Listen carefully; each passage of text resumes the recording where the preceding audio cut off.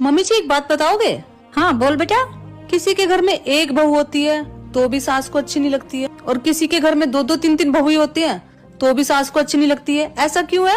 अरे बेटी का मोह बेटा, बेटी का मोह। जिस घर में सारा प्रेम सारा लगाव अपनी बेटी के लिए हो, और जिस घर में सास की आंखें हमेशा बेटी को ही ढूंढती रहे, उस घर में बहू का लगाव प्यार काम कुछ नहीं दिखता।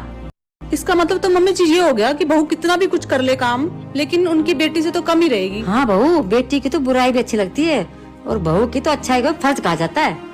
जिस घर में बहू से ज्यादा बेटी का मोह हो और जिस घर में बहू से ज्यादा बेटी की चलती हो, वहाँ बहू का अपनापन महसूस होता ही नहीं है, क्योंकि घर जो है वो रिश्ते निभाने से चलता है, न कि रिश्तों की तुलना करने से। बात तो सही। याद रखना बहू, जिस घर में सास का प्यार बेटी के लिए हद से ज्यादा बढ़ जाए ना, उस घर में बहू सास को कभी भी अच्छी नहीं लगती, चाहे वो बेटा एक हो चाहे चार हो। काश ये बात हर सास समझती कि बहू और बेटी में फर्क करने से रिश्ते टूट